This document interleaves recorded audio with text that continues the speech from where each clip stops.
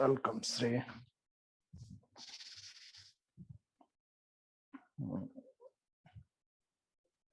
Good afternoon. कहाँ गया यार, आज का टॉपिक कहाँ गया?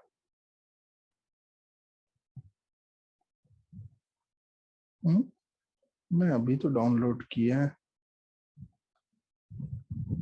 पीडीएफ में हो गया क्या? चलो ठीक है, कोई बात नहीं। ओ गलत। ये चलो, आज अभी यही पेज खुल गया है तो इसी पर फोकस करो कि वहाँ जब भी आप लोग पढ़ रहे थे रिवेट्स के बारे में, और बीच में मैं नट बोल्ट के बारे में बात किया था कि नट्स क्या होंगे, बोल्ट्स क्या होंगे। ये मत देखना कि फेसबुक क्या खुला हुआ है, वो स्क्रीनशॉट लेना पड़ा था क्योंकि कुछ अच्छे पेजेस मिल जाए, कुछ अच्छी चीजें मिल जाए तो ये देख लेता हूँ मैं अक्सर।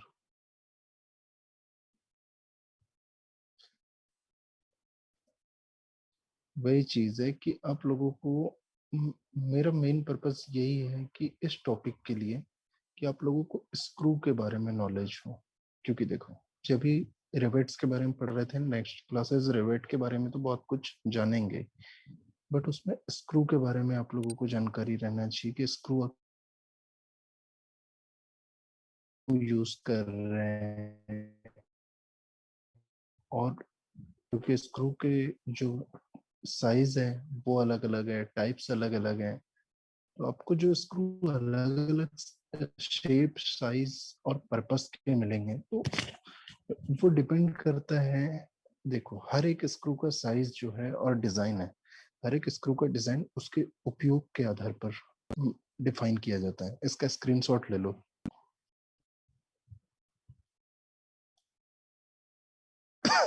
हाँ, क्या होता है देखो, ये मैं इसीलिए स्क्रीनशॉट लेने बोला क्योंकि इतने यहाँ जिस टाइप के स्क्रू दिए हुए, इतनी सारी इमेज आपको एक जगह पे अवेलेबल नहीं हो पाती।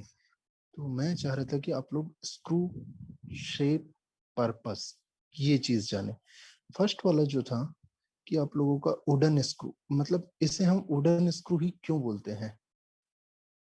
क्या होता है इसमें वुडन स्क्रू इसलिए बोलते हैं क्योंकि इसका जो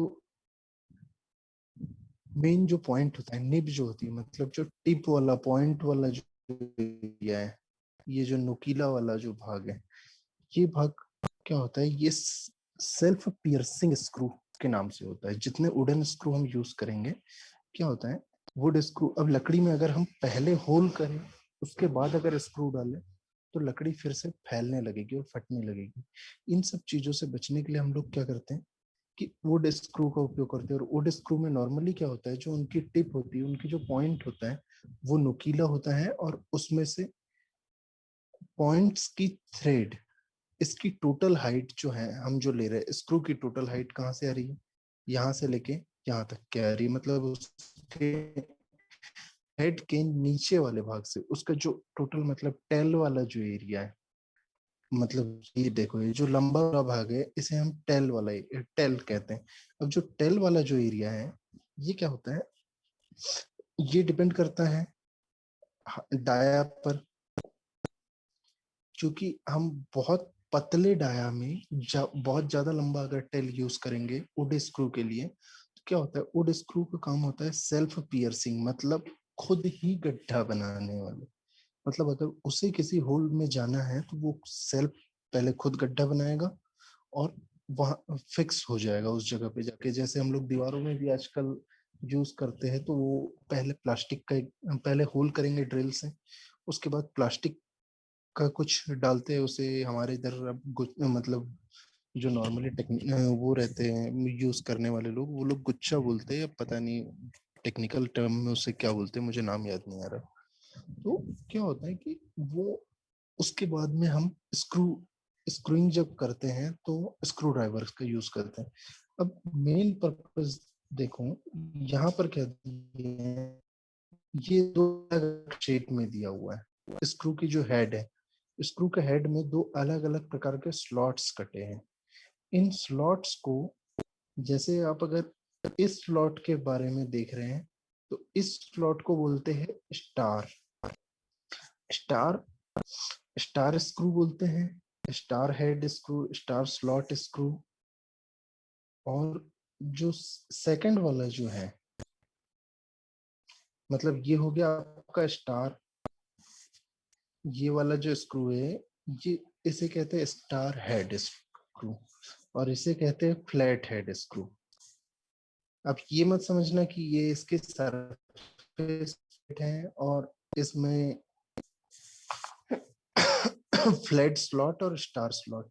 स्टार स्लॉट पर अब ये एक सवाल आना चाहिए था, फ्लैट मतलब ये अलग अलग क्यों बनाते हैं? ये तब बनाया जाता है जब हमें लो प्रेशर और कम एरिया में प्रेशर देना रहता है, तो हम स्टार का उपयोग करते हैं। और हाई प्रेशर के साथ अगर ज्यादा एरिया में प्रेशर देना है तो हम स्लॉट, सिंगल स्लॉट का करते हैं। अब देखो इसका मेन पर्पस एक और चीज आ गया, एक और बात पे आप लोग गौर करेंगे कि आपको जो सारे स्क्रू मिल रहे हैं, सारे स्क्रू में थ्रेड, मैक्सिमम जितने भी स्क्रू आप देखेंगे इनमें थ्रेड्स जो है ये टोटल हेड तक है। बट वुड स्क्रू है, थ्रेड कुछ मात्रा में कम बनाई जाती है। जैसे ये, इसके भी पीछे एक फैक्ट है, और इसके पीछे का फैक्ट ये है कि जब इन स्क्रू का उपयोग वुड्स के लिए किया जाता है, लकड़ी के अंदर किया जाता है, तो क्या होता है कभी कभी हमें लकड़ियों के, दो लकड़ियों के बीच में कुछ गैप रखना होता है। जैसे स्क्रू से आप ज्वाइनिंग दे रहे हैं, तो मान लो ये एक लकड़ी है और उसी के ठीक नीचे सेकंड वाली है, दो पतली पतली चीजें। तो हमें क्या होता है कि इतना जो एरिया है, अब यहाँ से स्क्रू की थ्रेड्स जाएगी, ये एकदम एजेस बनेंगे। इसके बाद क्या होगा, ये आपका हो गया हेड। हेड में आपका सिंगल स्लॉट स्क्रू यूज हो गया, मान लो सिंगल स्लॉट स्क्रू यूज हुआ। तो अब क्या करेंगे, देखो यहाँ पर ये जो पोर्शन इतना गैप क्यों दिया गया है, वो दिया गया है ताकि जो ऊपर वाले जो पोर्शन है यहाँ पर कई बार हमें स्क्रू को हल्का बाहर की ओर निकला हुआ रखना पड़ता है। तो इन्हें बाहर की ओर निकला रखना पड़ा, और या फिर अगर हमें फ्लैटनेस में, मतलब टोटल सरफेस में हमें अगर सरफेस टचिंग करना है, सरफेस तक टच करना है, तो हमें इतना एरिया इसीलिए छोड़ दिया जाता है ताकि वो वुड में क्या होता है, लकड़ियां नमी में फूलती है और जैसे ही सूखती है तो सिकुड़ने लगती है। तो इन फैलने और सिकुड़ने और जो फटने से बचने के लिए, लकड़ियों में अगर ज्यादा थ्रेडिंग करेंगे तो लकड़ियां फटने लगती है। तो इन सब चीजों से बचने के लिए और उनके प्रेशर को एब्सॉर्ब करने के लिए ये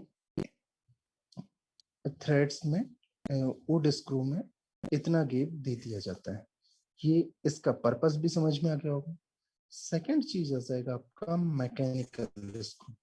मैकेनिकल स्क्रू में भी आप लोग, आपको दो ही तरह की थ्रेड्स, इसमें क्या होता है मैकेनिकल स्क्रू का एक सिंपल सा चीज है कि जितनी टेल लेंथ है ओवरऑल लेंथ में, मतलब ये इसकी एक सिंपली परिभाषा ये हो जाएगी कि स्क्रू, मैंने मैकेनिकल स्क्रू में इस टोटल ओवरऑल स्क्रू लेंथ में थ्रेड्स कटी हुई होती है। तो अगर जैसे आपके सामने अगर दो तीन टाइप्स के स्क्रू रखे हुए हैं, तो आपको सीधा सीधा इन दोनों स्क्रू में भी समझ में आ जाएगा कि बोले हाँ, इसकी अगर ओवरऑल थ्रेड में अगर स्क्रू बना हुआ है, ओवरऑल थ्रेड में, ओवरऑल लेंथ में अगर उसकी थ्रेड्स कटी हुई है यहाँ पर, तो आप आसानी से समझ सकते हैं कि हाँ ये मैकेनिकल स्क्रू है। और वहीं आप अगर हल्के से देखें कि इसकी हाफ थ्रेड कटी हुई है, ऊपर से सेल्फ पियर्सिंग सिस्टम बना हुआ है उसमें, नुकीला self piercing system. Self piercing है तो सेल्फ पियर्सिंग का मतलब ये है कि ये खुद ही अपने लिए होल बनाने का काम करेगा। तो ये चीजें अगर है तो आप वुड स्क्रू बोलेंगे। मैकेनिकल स्क्रू मतलब इसमें कोई सेल्फ पियर्सिंग सिस्टम नहीं रहता, पहले से होल बना हुआ रहता है। और दूसरा चीज कि मैकेनिकल स्क्रू में आपको टोटल और ओवल ओवल और लेंथ पे, यानी ओवरऑल लेंथ पर आपकी थ्रेड्स कटी हुई होगी। अब जब देखो स्क्रू है और नट, इसमें आपको यानी बोल्ट्स में, स्क्रू और बोल्ट्स में डिफरेंस क्या होगा? स्क्रू में आपको स्क्रू ड्राइवर्स का यूज करना है, तो स्क्रू ड्राइवर का यूज करना है तो स्क्रू ड्राइवर में दो टाइप्स के बनते हैं, एक होता है स्टार और एक होता है फ्लैट। तो देखो स्टार, स्क्रू ड्राइवर का अगर स्टार शेप है तो स्टार शेप के लिए इस टाइप के स्क्रू यूज होंगे, फ्लैट में इस टाइप के होंगे। अब हम जुगाड़ू लोग हैं, हम फ्लैट वाले ही स्क्रू ड्राइवर से हम स्टार स्क्रू को भी कसने और ढीला करने का काम करते हैं, पर वो बहुत मुश्किल जाता है, ये चीजें करते रहते हैं। जैसे आपने स्टार स्क्रू हमेशा देखे होंगे, स्टार टाइप के, ये लगा होता है अपना बहुत बारीक काम अगर है, मतलब लो प्रेशर वाला काम है, जैसे मोबाइल में देखे होगे स्टार लगा हो, स्टार स्क्रू लगे होते हैं मोबाइल के लॉकिंग में, आपके टीवी के लॉकिंग में, छोटे मोटे मतलब जितने लो प्रेशर के काम है तो स्टार स्क्रू, और हाई प्रेशर के काम है तो वहां पर आपको फ्लैट फ्लैट स्लॉट या सिंगल स्लॉटेड स्क्रू मिलेगा। तो ये चीज आएगा आपका वुडन स्क्रू के लिए। अब हम मैकेनिकल स्क्रू पे थे। मैकेनिकल स्क्रू में नीचे एक छोटी सी डेफिनेशन भी दिख रही होगी, हल्की सी फटी हुई है, क्या है? Screw with threads for use with a nut tapped hole, और ये टोटल क्या होगा? माइल्ड स्टील का बनेगा। हाँ, एब्रिवेटेड एमएस के, मतलब हमारे जो स्क्रू है ये माइल्ड स्टील का आ गया। थर्ड वाला आ गया थ्रेड कटिंग मशीन स्क्रू। तो थ्रेड कटिंग मशीन स्क्रू में देखो, मशीन स्क्रू के लिए डेफिनेशन क्या थी कि ओवरऑल लेंथ में थ्रेड्स बनी हो, और इसीलिए ऑलरेडी ये मशीन स्क्रू हो गया। अब इसमें दो काम हो रहे हैं आप लोगों को, यहाँ पर दो टाइप के स्क्रू दिख रहे होंगे। फर्स्ट स्क्रू में जो, सॉरी पेन कहाँ गया, हाँ, फर्स्ट स्क्रू में जो है यहाँ पे स्टार्स बने हुए हैं। अब देखो यहाँ क्या था? स्क्वायर स्टार था, यहाँ हेक्सागोनल स्टार है। एक स्क्रू वो भी आएगा जिसमें ऑक्टागोनल स्टार आएगा। तो ये अलग अलग कंपनियां अपने अपने यूज के पर्पज से, और एकदम मतलब वो ये कि दिखावे के लिए कि डिजाइन अपनी दिखने में भी अच्छी हो, इस टाइप की चीजों के लिए आपका हेक्सागोनल स्क्वायर, पेंटागोनल स्क्वायर, यानी पेंटागोनल स्टार, हेक्सागोनल स्टार या ऑक्टागोनल स्टार, इस टाइप के शेप्स बना के देते। सेकंड वाला जो आप देखेंगे, सेकंड स्क्रू जो आपको दिया हुआ है, इसमें सिंगल स्लॉट कटा है, पर इसमें multi functional system. Multi functional system का मतलब, इसे आप एक चीज देख रहे होंगे कि पहले यहाँ थ्रेड्स कट यानी स्लॉट कटा हुआ है, सिंगल स्लॉट कटा है, मतलब आप स्क्रू ड्राइवर के थ्रू इसमें मतलब मूवमेंट दे सकते हैं। सेकंड काम है इसका कि इसकी जो हेड है, स्क्रू का हेड जो बना हुआ है, स्क्रू का हेड बना हुआ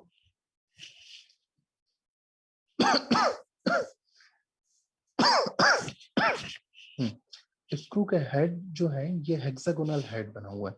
अब हेक्सागोनल हेड बनने से हमें एक प्रॉफिट और मिला कि हम जो आप पाने बोलते हैं, जो स्प्लाइन बोलते हैं, स्प्लाइन का यूज करके आप इस स्क्रू पर आप मूवमेंट ले सकते हैं। इस स्क्रू को आप वर्किंग में ला सकते हैं, इस स्क्रू के थ्रू आप इस स्क्रू को गति दे सकते हैं कि आगे मतलब कसाव और ढीलापन दिया जा सकता है। तो कसाव और ढीलापन देने के लिए हम क्या कर रहे हैं? थ्रेड कटिंग है। Thread cutting machine screw total machine screw है, बट इसकी जो एजेस है, टेल में जो थ्रेड है उसमें 6 कट, 4 कट ये डला होता है। अब ये क्यों डला होता है? ये चीज डला होता है ताकि हम इसका उपयोग रिवेट के टाइप्स भी या लॉकिंग के लिए कर सकें। लॉकिंग का मतलब है कि जब थ्रेड कटिंग, जैसे थ्रेड कटिंग का मैं आपको आएगा थ्रेड कटिंग का स्क्रू इस टाइप से, मतलब ये हल्के शेप में झुकाव के साथ आया। थ्रेड कटिंग, ये आपका हेड हो गया स्क्रू में, और यहाँ पर ये थ्रेड्स बनी हुई है, ये सारी थ्रेड्स आ गई। मान लो मशीन स्क्रू है तो टोटल हेड तक के थ्रेड जाएगी, ये आपकी थ्रेड बनी हुई है। अब क्या है कि यहाँ पर थ्रेड कटिंग क्यों दिया गया, इसका कारण दिया गया था कि ये लॉकिंग के लिए काम करता है। क्या होता है, जिस जगह थ्रेड कटिंग स्क्रू का हम लोग उपयोग करते हैं, ये दो पर्पज से करते हैं। एक तो फर्स्ट फंक्शन ये होता है कि हम जब यूज की तो उससे पहले हमने जो होल बनाया है, ड्रिल होल स्क्रू के लिए जो होल बनाया है, उसका लास्ट शेप इस पर मतलब इस शेप में रहता है। लास्ट शेप अगर है कि कोनिकल शेप में अगर उसका होल है, मतलब जब आप होल कर रहे हैं तो होल में अगर आपका कोनिकल फंक्शन है, मतलब नुकीला कोन टाइप का फंक्शन है, इस टाइप से होलिंग किया गया है, तो आपको थ्रेड मशीन थ्रेड्स का उपयोग करना पड़ेगा, यानी थ्रेड कटिंग मशीन स्क्रू का उपयोग करना है। दूसरी चीज आपकी आ रही है कि हम इस फंक्शन का उपयोग क्यों किए। एक सवाल आना चाहिए था कि हम यहाँ पर थ्रेड कटिंग स्क्रू का उपयोग क्यों किए।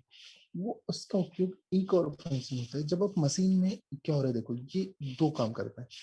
एक मशीन स्क्रू है, स्क्रू का टोटल काम कर रहा है। दूसरा काम सेल्फ लॉकिंग का काम करता है। सेल्फ लॉकिंग मतलब जब आपने स्क्रू को मोमेंट दिए, स्क्रू अंदर की ओर आया, स्क्रू अंदर की ओर आने के बाद में क्या होता है, हम मशीन के अंदर का जो इक्विपमेंट वाला जो पार्ट होता है, वहां पर एक हल्के से छर्रे नुमा आकृति, मतलब एक बॉल नुमा आकृति बनी हुई होती है लास्ट छोर पर। तो बॉल नुमा आकृति जब बनी होने के कारण जब हम सेल्फ लॉकिंग से प्रेशर देते हैं और इसे लॉक करने की कोशिश करते हैं, तो बॉल नुमा आकृति इस खोखले भाग में, मतलब यहाँ पर जो खोखला पार्ट है इस एजेस में, इसे फैला देता है बॉल नुमा आकृति, और उसे फैलाने के कारण वहां स्क्रू जो है वो अंदर आसानी से हाई प्रेशर से लॉक हो जाता है। इसके दो इसके फायदे भी ये हो गया कि सिंपल मशीन स्क्रू और लॉकिंग मशीन स्क्रू की जरूरत हमें क्यों पड़ी। तो इसका फायदा ये है कि जब आपको सिंपल मशीन स्क्रू था, ये मशीन स्क्रू मूवमेंट करेगा, सिंपल मशीन स्क्रू मूवमेंट करेगा, और रिटर्न अगर हम उसे खोलेंगे तो खुल जाएगा। बट जब इम्पैक्ट लोड हाई होने लगता है, क्या होता है, जब आप किसी भी चीज को बार बार पीटेंगे, मशीन चलेगी, तो मशीन चलने के बाद क्या होता है, वो बार बार हिलने लगता है, जो वाइब्रेशन क्रिएट होता है। तो वाइब्रेशन के कारण ये वाले जो स्क्रू होते हैं ये ढीले पड़ने लगते हैं, और इनके ढीले पड़ने के कारण ही थोड़ा सा मॉडिफिकेशन किया गया था, ताकि बोले यार बार बार अगर जैसे वाइब्रेशन हो रहा है, वाइब्रेशन होने के बाद जो ढीले पड़ रहा है,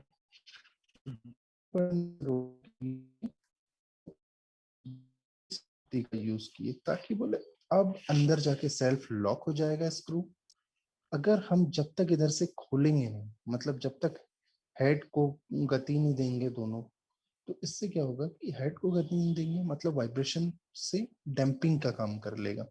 यहाँ पर क्या हो रहा है, बॉल लगी हुई है, वो डैम्पिंग का काम कर रहा है और ये लॉक करने का काम कर रहा है। तो जब लॉक हो जाता है आपका स्क्रू, अगर आपका स्क्रू लॉक हो गया है, तो मतलब सीधी बात है कि आपको गति से भी वाइब्रेशन होएगा नहीं, और वाइब्रेशन होगा नहीं तो स्क्रू ढीला नहीं होगा। तो ये चीज है, पर इसका एक नुकसान भी है। अब हर चीज के फायदा होता है तो नुकसान भी है, तो नुकसान आपको ये देखना पड़ेगा। क्या होता है कि जब इस जगह पे लॉक होता है तो सबसे ज्यादा जो इम्पैक्ट लोड है हम इसी जगह पर आता है।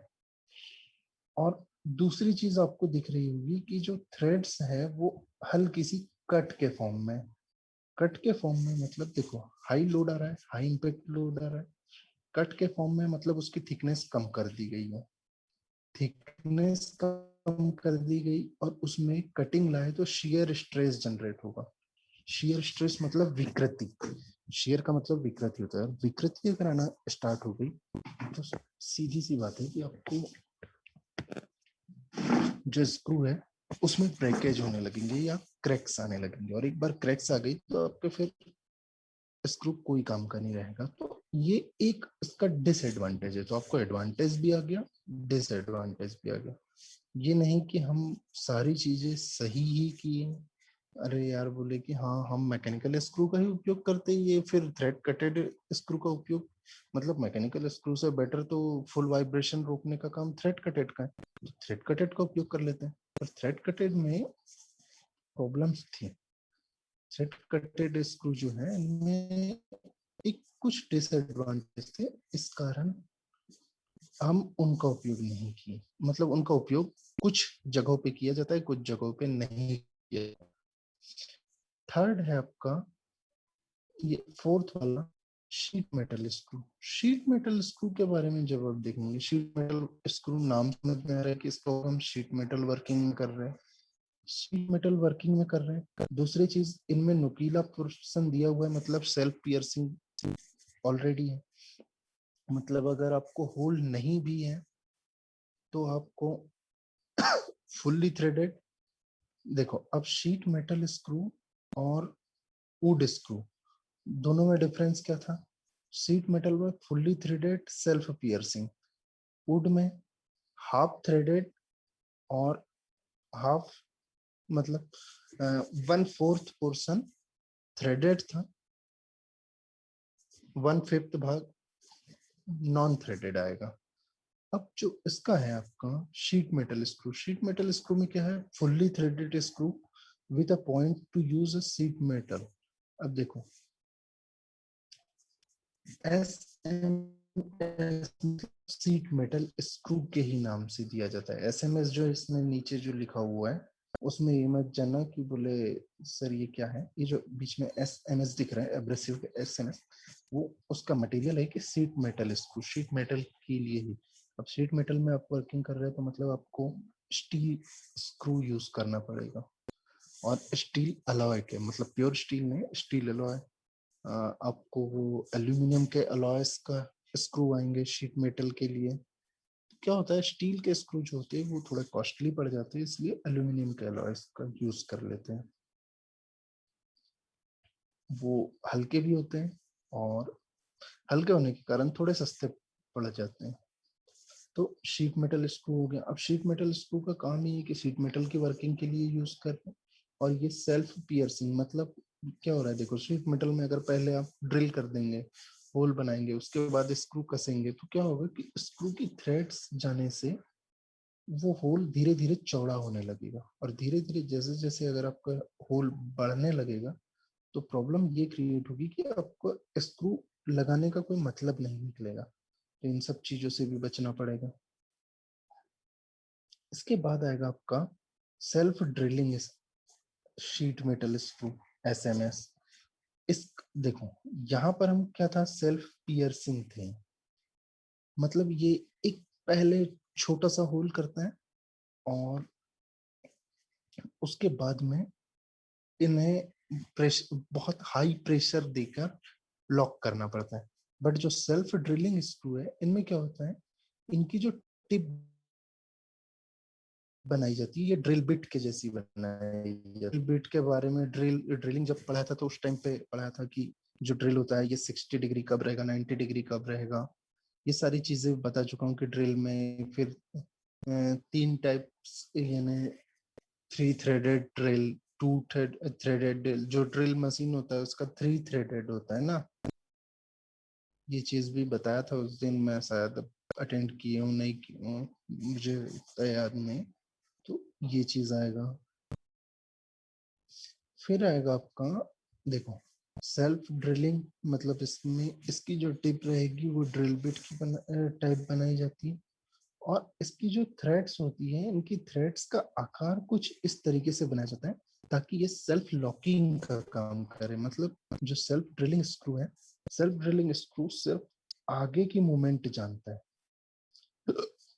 मतलब आगे की मूवमेंट जानता है सेल्फ ड्रिलिंग स्क्रू की, हाँ उसे मोशन, मतलब सिर्फ एक बार फिक्स कर दिए, उसके बाद आप जब रिमूव करेंगे सेल्फ ड्रिलिंग स्क्रू को तो इसकी जो थ्रेड्स हैं, इसकी थ्रेड्स का शेप देखो क्या होता है। हर एक के लिए थ्रेड्स का शेप जो आता है वो नॉर्मली प्लेन रहती है, पर इसकी थ्रेड्स हल्की अंदर की ओर झुकाव की ओर रहती है। मतलब आपकी जो टिप है, टिप की ओर हल्की सी अंदर की ओर झुकाव में रहती है एजेस से। तो वो क्या करती है, लॉक करने का काम करती है। मतलब आपने अगर शीट मेटल जो है, जैसे इस डायग्राम पर आपकी शीट मेटल यहाँ आके अगर लॉक हुई, ये लॉक हुई, अब जो थ्रेड आई, अब जो हमारी थ्रेड आ रही है, ये वाली, ये वाला जो थ्रेड आ रहा है, तो ये थ्रेड क्या करेगा, ये ऊपर की ओर मतलब शीट की ओर हल्के झुकाव में है, तो वो क्या करेगा, शीट की जो इस लेयर पर लॉकिंग करेगा। तो इसका काम क्या होता है, ड्रिलिंग करता है बट सेल्फ लॉकिंग भी करता है। तो इसका उपयोग आजकल बहुत ज्यादा मात्रा में कर रहे हैं।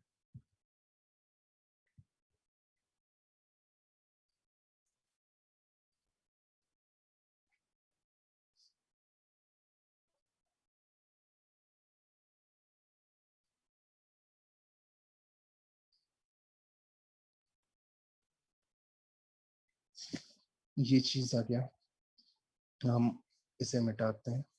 अब हम आया, देखो, हेक्स बोल्ट्स। हेक्स बोल्ट्स मतलब हेक्सागोनल बोल्ट्स होते हैं, ये दो टाइप्स के हो गए। अब यहाँ पर ये चीज देखोगे, हेक्स बोल्ट्स और मशीन स्क्रू, दोनों में डिफरेंस क्या है, इनके हेड्स, इनके जो हेड्स होते हैं,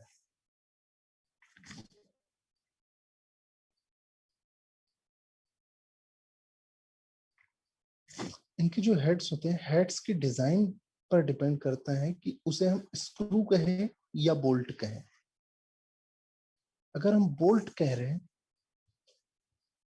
उसका मतलब ये है कि उसमें हमें स्प्लाइन फंसाने के लिए जगह दी हुई है। पर अगर हम स्क्रू कह रहे हैं, तो हमें स्क्रू ड्राइवर फंसाने के लिए शॉर्ट स्लॉट्स और ग्रूव्स कटे हुए होंगे। स्लॉट्स और ग्रूव्स, ये जो भाग कटा हुआ भाग है, इसे स्लॉट या ग्रूव कहते हैं। ये चीज आ गया आपका। इसके बाद में हेक्स, हेक्स बोल्ट्स दो टाइप्स के हो गए। एक हो गया मशीन स्क्रू के टाइप, और सेकंड जो है ये वुड स्क्रू के शेप में। पर ये वुड स्क्रू नहीं कह सकते या वुड बोल्ट इसीलिए नहीं कह सकते, इसका काम होता है जब हमें टोटल हाइट में या टोटल लेंथ में अगर हमें कसाव देना है। अब इन दोनों बोल्ट्स में देखना, जब हमें किन्हीं दो मैकेनिकल पार्ट्स के, दो मशीनी पार्ट्स के टोटल लेंथ में अगर कसाव देना है, तो हम इस हेक्स बोल्ट का उपयोग करेंगे, हेक्सागोनल बोल्ट का। सेकंड चीज है कि अगर हमें एक भाग को फिक्स करके सेकंड भाग में रेसिप्रोकेटिंग या स्लाइडिंग मोशन देना है।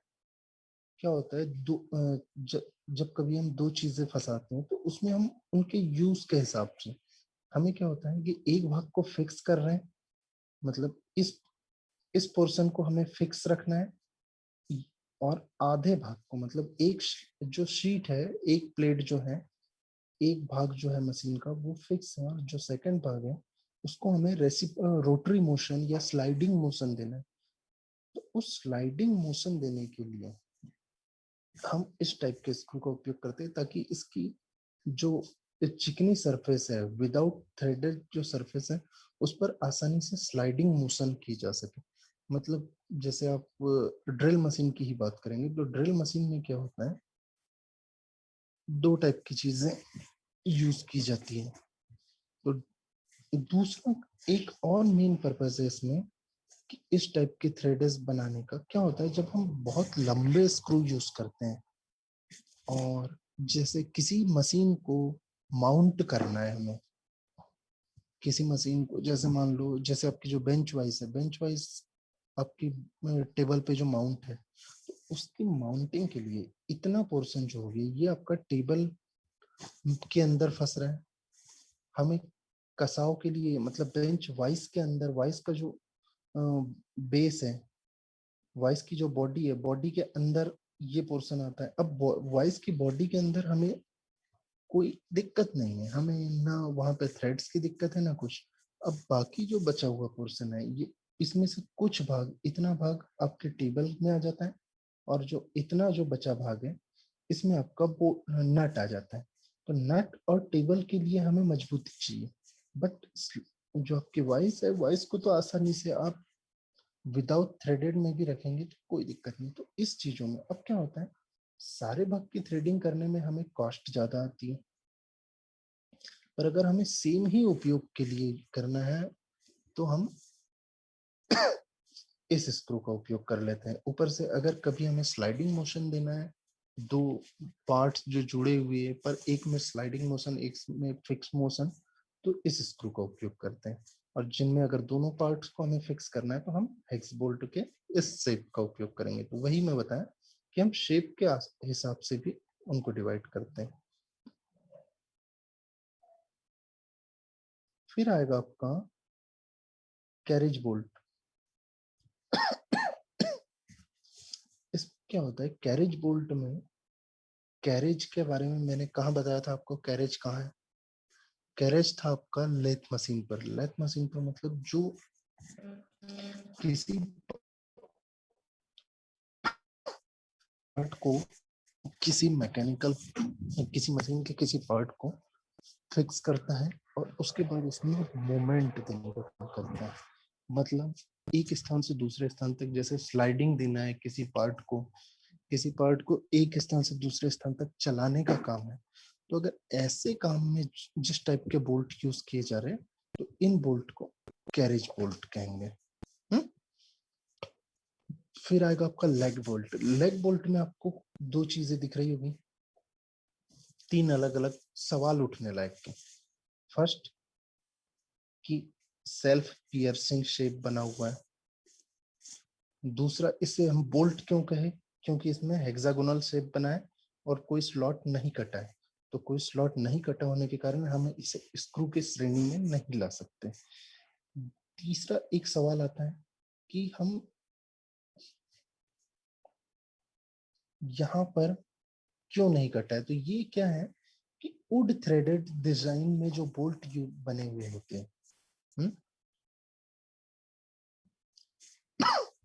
जैसे हम इनका उपयोग बेस की फिक्सिंग के लिए किया जाता है। मैक्सिमम देखा जाए, मैक्सिमम जो इनका उपयोग है वो बेस की फिक्सिंग के लिए किया जाता है।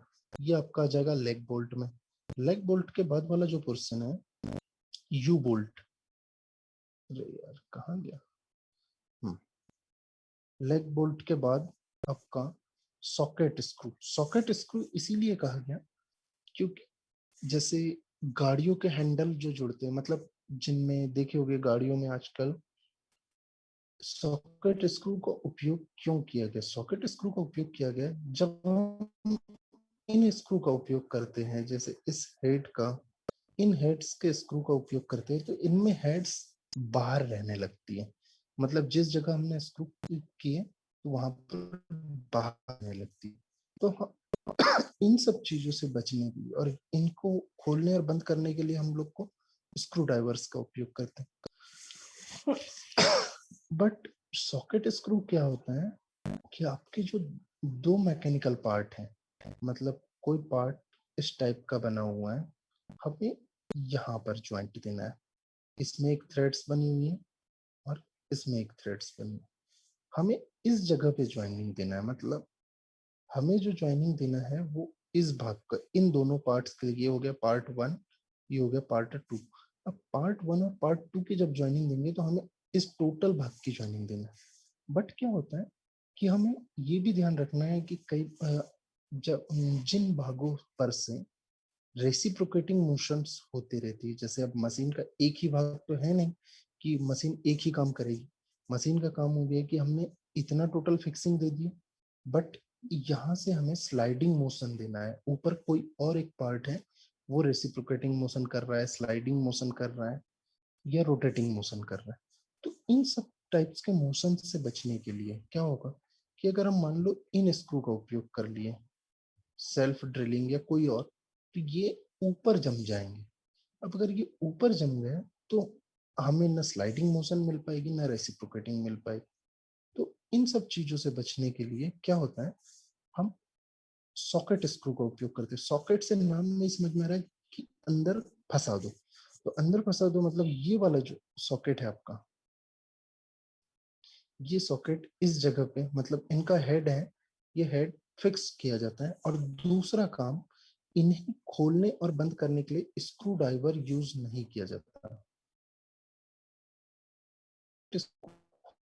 एल एंड कीज का उपयोग किया जाता है। एल कीज, उसको नॉर्मली देखोगे तो एलन की बोलते हैं, एलन की नहीं होता, वो एलन कीज। तो एलन कीज का उपयोग किया जाता है। इसके बाद आएगा आपका सेट स्क्रू।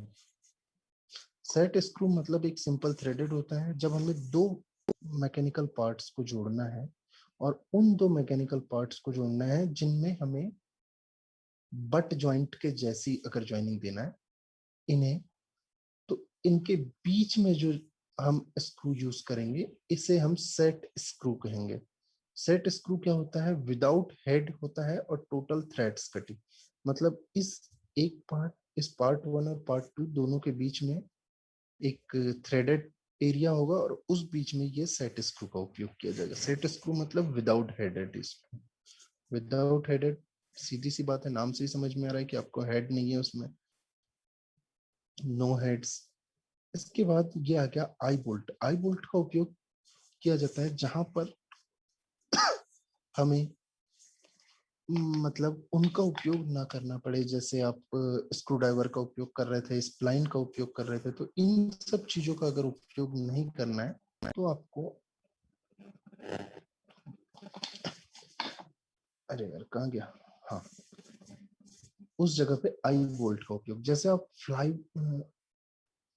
विंग नट का उपयोग कर रहे थे, विंग नट का उपयोग करने से आपका प्रॉफिट क्या था कि आप उसको हाथ से आसानी से मूवमेंट दे सकते थे। दूसरा काम आई बोल्ट का, जब आपको रोप वे मतलब जैसे रस्सियों की ज्वाइनिंग देना हो, आई बोल्ट की आपने एक बार फिक्सिंग की, रस्सियों की ज्वाइनिंग देना है मजबूती से, जैसे अधिकतर उपयोग होता है चैन, जैसे पहाड़ पे चढ़ने वाले लोग जाए माउंटेन चढ़ने के लिए, तो वो लोग हर पत्थरों के बीच में आई बोल्ट फिट कर देते हैं। तो उससे एक प्रॉफिट रहता है उनकी जो सेफ्टी की, जो सारे सेफ्टी सेफ्टी बेल्ट के लिए, सेफ्टी बेल्ट की फिक्सिंग के लिए बोल्ट का, आई बोल्ट जो है कि ये टोटल पहाड़ के पत्थर के अंदर, चट्टान के अंदर इतना पोर्शन फिक्स होता है। उसके बाद हैंगिंग का काम करता है। यानी जिस जगह भी हमें हैंगिंग का काम करना है, जैसे आपकी अगर सीलिंग में, आपकी छत में अगर आपने फैन के लिए हैंग नहीं है, उस टाइम पर भी ड्रिल की सहायता से और ड्रिल करके आई बोल्ट का उपयोग कर देते हैं। तो आई बोल्ट का उपयोग करने से आप उसमें फैन आसानी से फंसा सकते हैं। घर के हिसाब से देखा जाए, आई लेग्स जो है ये स्मॉलर टाइप का आई बोल्ट है, जिसका उपयोग आसानी से हम हाथ से कर सकते हैं। छोटे मोटे मशीन, मैकेनिकल इक्विपमेंट माउंट करने के लिए उपयोग करते हैं। फिर आएगा जे बोल्ट। जे बोल्ट एक क्लैंपिंग बोल्ट है। जे बोल्ट का उपयोग अगर आप देखेंगे, आई बोल्ट में आप क्या कर रहे थे कि रस्सियों की ज्वाइनिंग या फिर कुछ भी हैंगिंग करना है, बट जे बोल्ट का यूज हो गया कि आप एक बार बोल्ट को माउंट किए, और अगर किसी मशीन का मैकेनिकल पार्ट कोई लंबा सा बाहर निकला हुआ रहता है कभी कभी, तो उन लंबे बाहर निकले हुए पार्ट्स को अगर वो कम प्रेशर, लो प्रेशर पर वर्किंग अगर कर सकता है तो उसे हम जे बोल्ट यूज करेंगे। और अगर हमें बहुत ज्यादा मजबूती के साथ अगर उपयोग करना है तो उसके लिए हम यू बोल्ट्स का उपयोग करेंगे। तो यू बोल्ट क्या हो रहा है, अब इसमें ज्यादा मजबूती क्यों मिल रही है? क्योंकि हम इसमें जो क्लैंपिंग करते हैं ये दोनों साइड से करते हैं, तो जो शेयर का प्रेशर है, जो लोड का जो प्रेशर है, वो क्या होता है, दोनों साइड इक्वली डिस्ट्रीब्यूट हो जाता है। इक्वली डिस्ट्रीब्यूट, समान तरीके से डिस्ट्रीब्यूट हो रहा है, तो उसके कारण आपका जी बोल्ट आएगा। इसके बाद आपका है शोल्डर बोल्ट। शोल्डर बोल्ट वही है कि एक तो ये हिडन का काम करेगा, मतलब जो काम आपका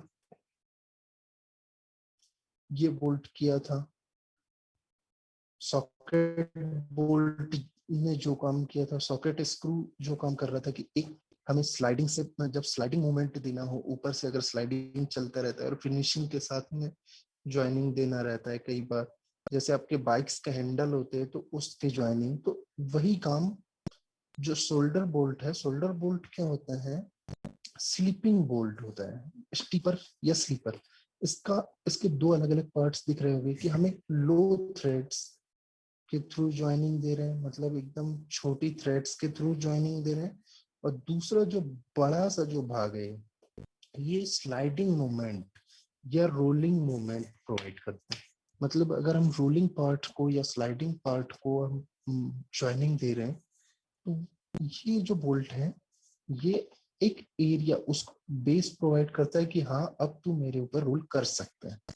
और इसका हेड इस टाइप से इसीलिए बनाया जाता है ताकि हम हेड्स को भी मेन बॉडी के अंदर माउंट कर दे, ताकि हमें जो आउटर सरफेस है वो क्लीन मिले, फ्रेश मिले, और ऊपर से हम स्लाइडिंग या रोलिंग मूवमेंट किसी और एक इक्विपमेंट का या उसी मशीन के दूसरे मैकेनिकल पार्ट का आसानी से मूवमेंट दे सके।